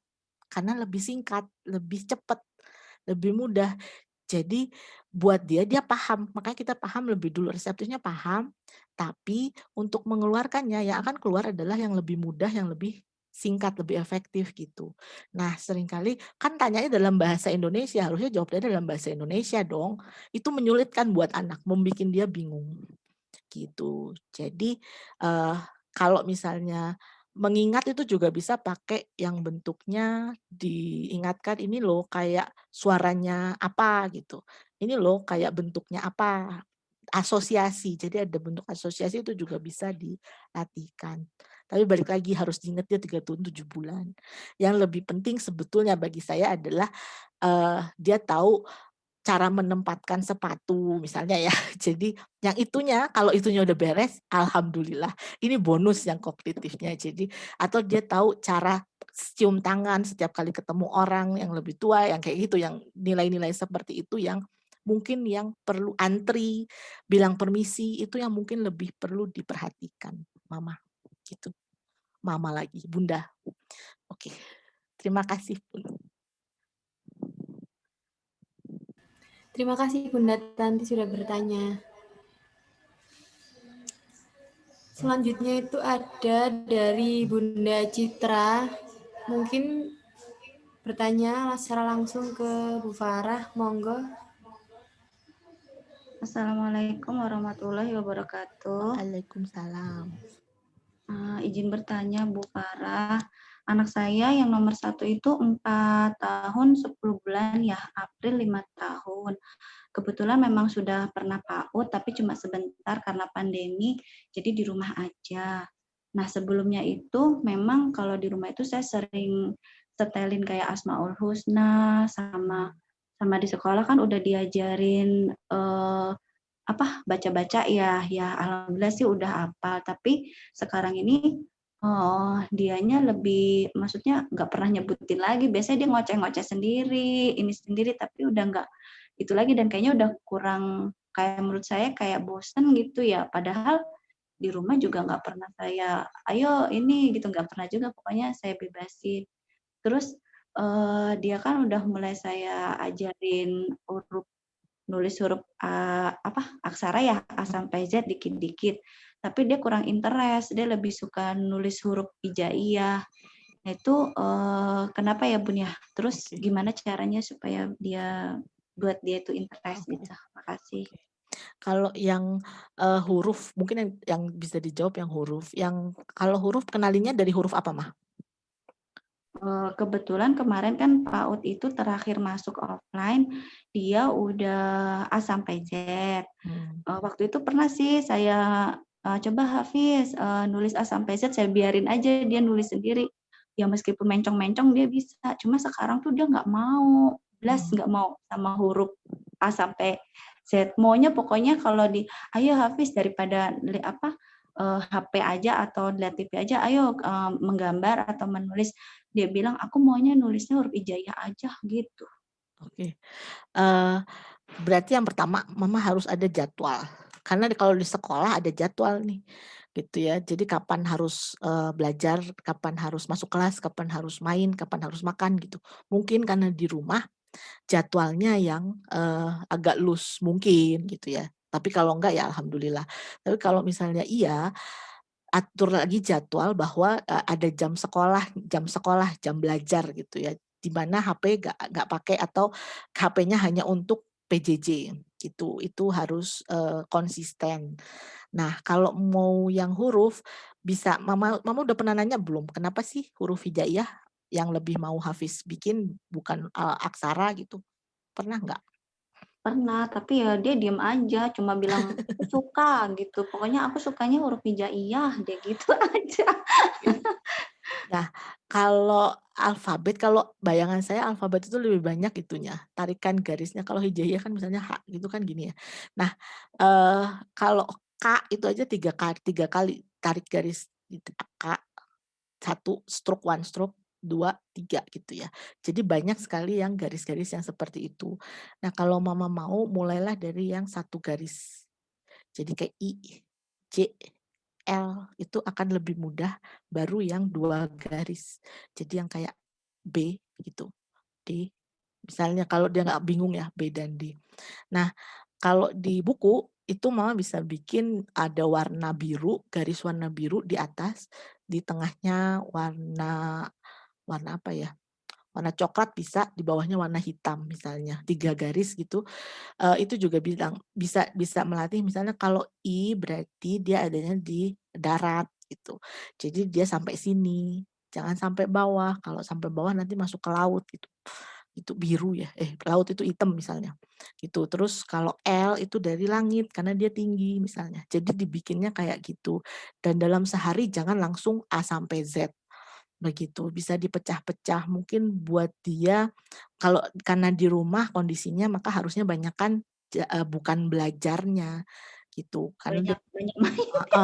ya makanya kita nggak bisa langsung drastis menyesuaikannya gitu. Kita bikin jadwal sama-sama yuk, ajak anaknya bikin jadwal sama-sama. Kita kapan nih dalam sehari kan harus ada belajarnya dari kapan, jadi ada waktu yang disusun secara konsisten. Misalnya dari seminggu dulu, terus nanti di akhir pekan dibahas, gimana Kak belajarnya enak nggak kalau kayak gini, apa yang mau kita rubah ya, gitu. Jadi Mama repotnya sekarang nih, untuk bikinin itu supaya nantinya kalau dia sudah mau masuk SD ini lebih susah nih. Kalau mau masuk SD kegiatannya lebih banyak supaya dia sudah mulai terbiasa dari sekarang punya kegiatan yang teratur di rumah. Begitu. Jadi pertama yang harus ada jadwal. Yang kedua kalau mau ngajarin aksara, alfabet itu memang jangan mulai dari jangan berurutan. Kalau bagi saya akan lebih mudah kalau yang dari huruf-huruf yang satu tarikan garis.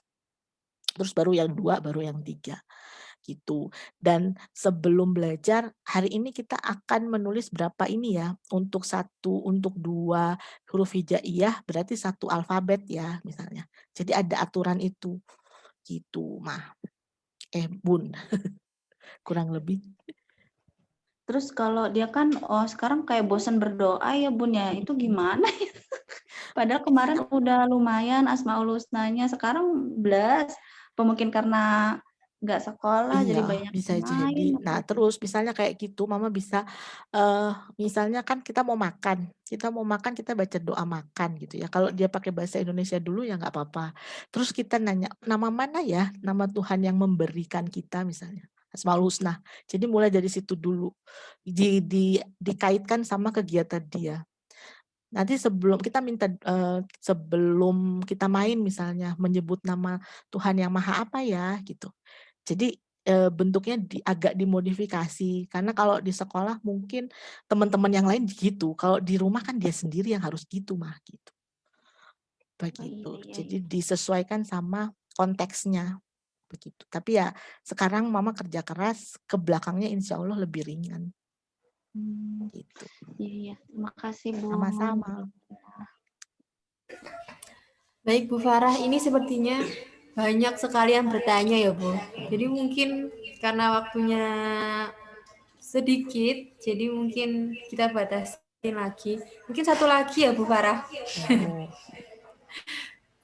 Dari mungkin Mama Luberta, Bunda Luberta, monggo silahkan bertanya ke Bu Farah.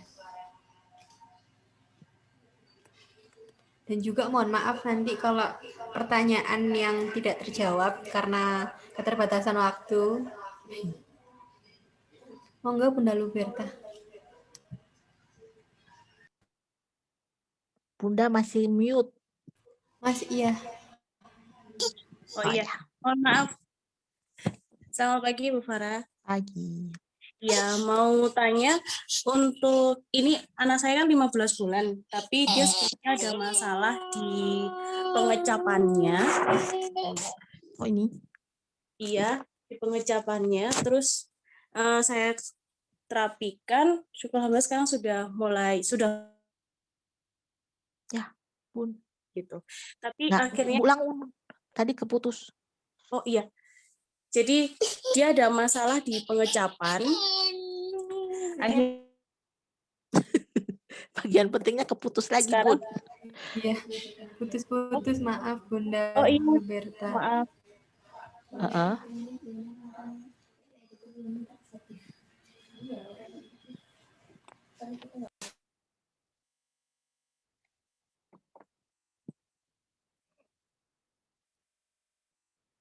Halo? Halo? Oh iya. Pengecapan, indera pengecapannya terus diterapi? Ada masalah, terus terapi udah 2,5 bulan, sekarang sudah mulai bisa makan nasi. Dan juga makan beberapa makan yang memang teksturnya keras gitu. Dan sempat sudah konsul dengan dokter spesialis anak sekali sama rehab, katanya memang akan ada kelambatan untuk berbicara dikarenakan 3M itu kan mengecap itu. Nah, sekarang posisinya sudah mulai ada yang diucapkan bermakna kayak mama, papa, nenek, terus Barbie dia ucapkannya babi gitu. Tapi untuk ucapan kata-kata yang lain masih belum terucap dengan jelas, tapi dia sudah berusaha untuk mengungkapkan. Contohnya kayak susu gitu dah, bilangnya tata. Jadi hanya ada 2 suku kata. Terus saya coba ini apa jerapah gitu ya. Tata. Jadi ada 3 suku kata yang diucapkan gitu. Kalau seperti itu, saya sudah memberikan yang kayak misalnya jerapah, saya tidak mengeja, jerapah gitu. itu masih belum jelas juga sampai sekarang. Kira-kira intervensi selanjutnya itu seperti apa yang bisa menguatkan untuk artikulasi dari anak saya. Terima kasih. Kalau bagi saya itu sudah oke mah gitu, paling nanti tinggal di nggak bisa kita mengharapkan yang segera konsisten, tapi tetap terapi toh. Terapinya masih tetap jalan kan mah? Untuk sekarang sudah di off kan, karena saya dengan suami ada perbedaan pendapat. Ya. Iya. Kalau misalnya, kalau bagi saya yang mama lakukan udah oke, tinggal nanti dikonsistenkan. Kita nunggu perkembangannya, memang nggak bisa secepat yang kita lihat di anak-anak yang tidak punya masalah gitu. Jadi begitu, terus mungkin di rumah nanti ada cermin, ada ini gitu, ada suara yang bisa dia dengarkan gitu. Misalnya kita sama-sama rekam gitu. Itu memungkinkan, terus dengan yang tadi dia latihan dengan ngunyah dan seterusnya, sehingga kita menyiapkan pondasinya ya untuk dia siap berbahasa ekspresif gitu. Dengan adanya dongeng, tapi jangan yang suaranya apa ya, kalau musik sekarang kan dia musiknya yang lebih keras ya, bukan kata-katanya. Nah, kalau buat yang anak-anak seperti ini, cari film-film yang kata-katanya yang jelas gitu. Kalau dulu zaman beberapa waktu yang lalu ada Dora, film Dora itu kata-katanya lebih jelas, yang kayak gitu. Kalau dia ada waktu untuk nonton. Kalau Baby TV itu nggak ada kata-kata ya biasanya ya, gitu. Jadi cari stimulus yang memang dia banyak kosakata yang nanti akan terekam, karena ternyata reseptifnya dia tahu 3 suku kata, dia 3 suku kata, reseptifnya jalan nih.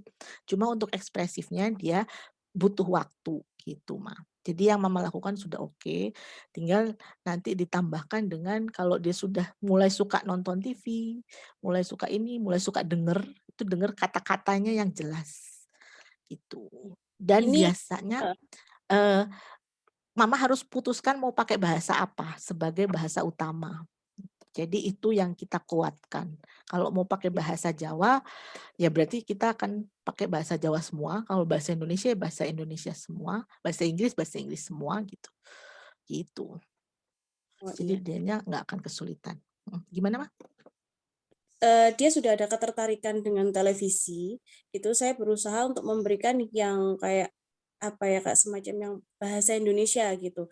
Cuma ada ya, saya ada teledornya. Waktu pindah tayang filmnya itu pindah ke DP kan bahasa Inggris. Akhirnya dia senang di situ, dan ketika saya pindahkan dengan film yang menggunakan bahasa Indonesia, dia lari. Sudah nggak ada nonton TV, nggak mau, apa-apa juga nggak mau pokoknya. Kalau bahasa Inggris ngomongnya lebih jelas nggak, Mah? Bahasa Inggris yang di film. Misalnya red gitu, atau mama kenalkan ya gitu. Mama bisa juga kenalkan itu dengan warna, misalnya dia kan di komputer biasanya di HP gitu, Android ada ya yang edukasi yang red, blue gitu misalnya, yang ngomong gitu aja, itu dia nirunya lebih jelas nggak? Kalau itu saya nggak tanamkan untuk bahasa Inggris, soalnya mama pusing. Ya mamanya nanti pusing. Dan juga di tempat bahasa terapi Indonesia. ditekankan iya pakai bahasa Indonesia sebagai bahasa gitu. Oke. Ya berarti mama harus membuat kegiatan yang sama menariknya dengan yang berbahasa Inggris itu gitu. Kalau TV berbahasa Indonesianya tidak terlalu menyenangkan buat dia, entah mungkin mama bisa ngelihat apakah speed-nya jauh lebih bisa dia ikuti yang di bahasa Inggris gitu. Jadi ternyata yang film bahasa Indonesia sangat lambat alurnya, sehingga buat dia nggak menarik gitu. Nah kita ngikutin itunya. Oh iya. Tuh. Oke. Jadi nggak masalah ya 15 bulan. Insya Allah enggak. Tahap segitu enggak apa-apa. Oh iya. Terima Ya, kasih Bu Farah. sama-sama. Kalau saran saya nantinya kalau sudah bisa disesuaikan kesenjangan pendapat dengan ayahnya, bisa diteruskan dengan terapi wicara. Gitu. Iya. Iya. Iya, terima kasih. Ya, kembali ke Mbak Tia. Iya, Bu. Jadi sudah ada pertanyaan yang tidak terjawab. Mohon maaf sebelumnya karena waktunya sangat terbatas. Jadi mohon maaf ada pertanyaan yang tidak terjawab. Untuk Bu Farah, Terima kasih banyak ya Bu sudah terima mau kasih. berbagi ilmu dan juga sharing session kepada sahabat tumbuh kembang ini. Mohon maaf juga kalau ada salah-salah kata. Saya juga minta maaf Bu kalau ada salah kata juga. Dan juga buat semuanya sahabat bincang tumbuh kembang. Mohon maaf juga kalau saya juga ngomongnya agak kurang jelas.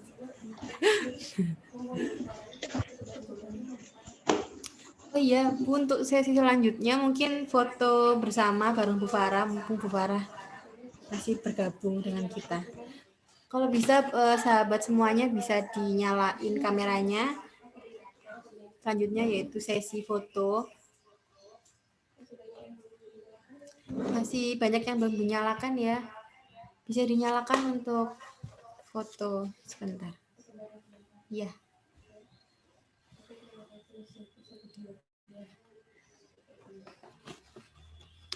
Kayak sudah banyak.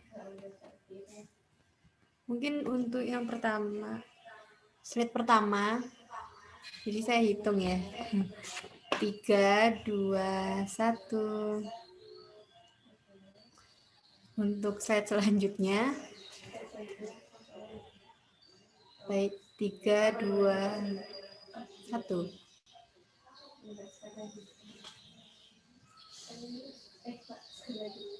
Tiga, dua, satu.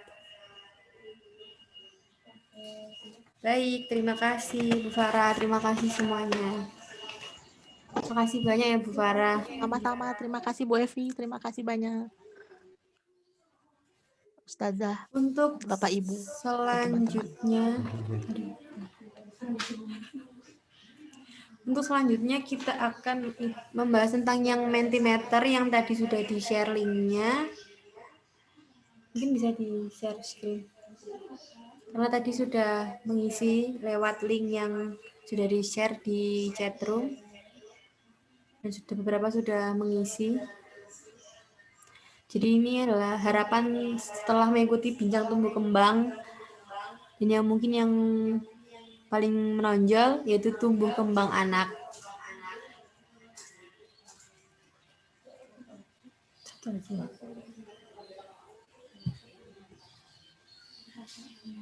Lalu selanjutnya, untuk perasaan hari ini mengikuti sharing session ini yang paling menonjol emang happy. Berarti semuanya memang di sini tuh happy untuk mendengarkan sharing session hari ini.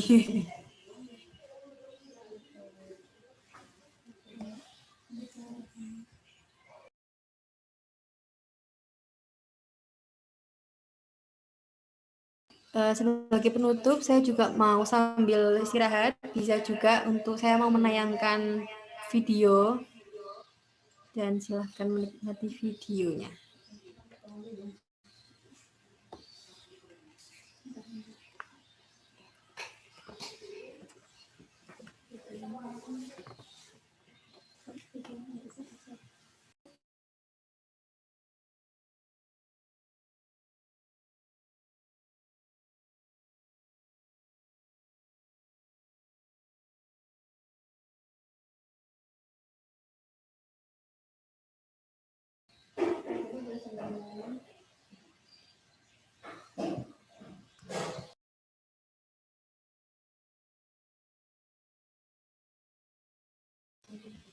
Oh iya, untuk sekedar informasi bahwa nanti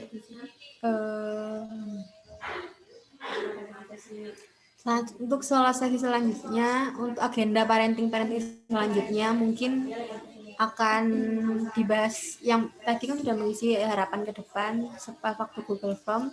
Mungkin tema-tema parenting selanjutnya dan nanti mungkin tetap join di grup dan nanti bakal ada info selanjutnya tentang sharing session selanjutnya yang akan dilaksanakan ke depannya, nanti bakalan ada info-info selanjutnya. Ya.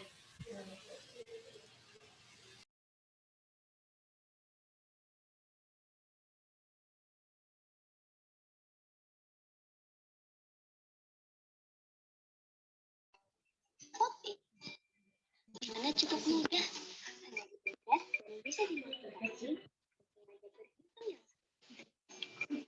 Selain desain mainannya yang menarik, permainan ini juga melatih kegiatan 3 jari panas saat menekan tombol mainnya.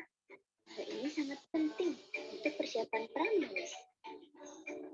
Selain itu, permainan ini juga menstimulasi kemampuan konsentrasi anak serta meminimalisir stres pada anak.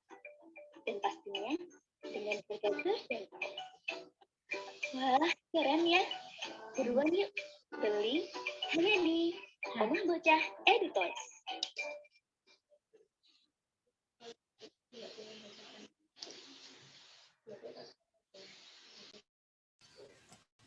Lalu selanjutnya itu sebelumnya saya mau memberitahu bahwa Sekolah PAUD Terpadu ini memiliki sebuah produk yaitu Smart Education Toys, dan ini tuh juga bisa dapat menjadi solusi juga buat sahabat pincang tumbuh kembang kali ini untuk meningkatkan stimulasi buah hati dan perkembangan buah hati juga. Jadi permainannya ini, alat mainnya ini tuh sangat bermanfaat juga bagi anak-anak. Dan pastinya bermanfaat untuk meningkatkan stimulus dan juga banyak. Nanti juga bisa dicek di webnya, nanti linknya akan di-share di chat room atau nanti juga bisa dapat saya share di grup WA. Juga terdapat juga di Shopee, website Omah Bocah, dan juga mungkin bisa mencari informasi-informasi yang lain melalui sosial media Omah Bocah. Ada Instagramnya @omahbocahanafi, websitenya juga omahbocahanafi.sch.id, YouTube-nya juga PAUD Terpadu Omah Bocah Anafi, dan juga tentunya ada Facebook-nya juga, yaitu Playgroup di Malang Omah Bocah Anafi. Baik, terima kasih banyak. Saya selaku moderator, mohon maaf sebelumnya kalau ada salah-salah kata. Saya terima kasih juga sama Bu Farah, Us Evi, dan semuanya yang sudah hadir hari ini. Saya izin mengundurkan diri. Wassalamualaikum warahmatullahi wabarakatuh. Waalaikumsalam warahmatullahi wabarakatuh. Ya, terima kasih Bu Farah. Terima kasih Bu Farah. Terima kasih buat semua tim Bu Evi dan tim. Saya undur diri ya, Bu Ibu. Monggo, monggo. Assalamualaikum warahmatullahi wabarakatuh. Terima kasih. Waalaikumsalam warahmatullahi wabarakatuh.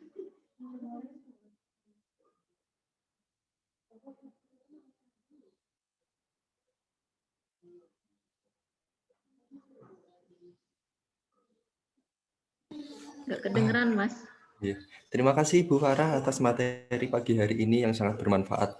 Tentunya semoga para sahabat bincang tumbuh kembang pada pagi hari ini dapat sesuai dengan harapannya dan ilmunya dapat bermanfaat. Nah, untuk acara selanjutnya saya berterima kasih juga untuk tadi Kak Tia. Terima kasih atas panduan acaranya dan seluruh ayah bunda dan sahabat bincang tumbuh kembang. Nah, selanjutnya saya ingatkan kembali bahwasanya saya sahabat bincang tumbuh kembang jangan keluar atau jangan live grup dulu. Nanti kedepannya akan ada agenda-agenda parenting yang dengan tema-tema yang lebih menarik lagi yang menanti. Nah, untuk acara selanjutnya langsung saya selaku panitia MC pada pagi hari ini syukur alhamdulillah seluruh rangkaian acara pada pagi hari ini pun berjalan sesuai rencana, tidak ada halangan suatu apapun, dan saya sangat berterima kasih pada semua sahabat bincang tumbuh kembang pada pagi hari ini yang mau menyempatkan waktunya untuk gabung dengan kami di acara sharing session ini. Nah, untuk saya selaku pembawa acara mohon maaf jika ada kesalahan, salah kata. Saya mewakili seluruh sivitas PAUD Omah Bocah Anafi pada pagi hari ini yang bertugas. Mohon maaf jika ada salah kata. Mohon maaf jika ada kesalahan dari kami pada selaku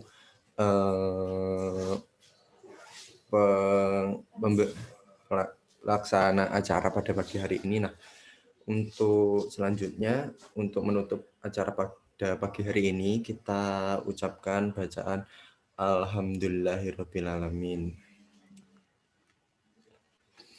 Untuk kurang lebihnya, saya mohon maaf juga. Terima kasih atas kehadirannya. Wabillahi taufik wal hidayah. Wassalamualaikum warahmatullahi wabarakatuh.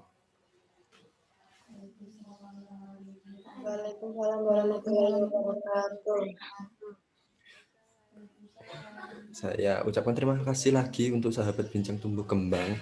Jika hari ini ada masalah ataupun kendala, saya mohon maaf juga. Terima kasih atas acara bisa dipersilakan untuk meninggalkan Zoom meeting pada pagi hari ini.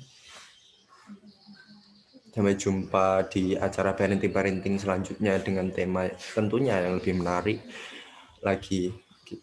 Kami tunggu kehadirannya sahabat Bincang Tumbuh Kembang.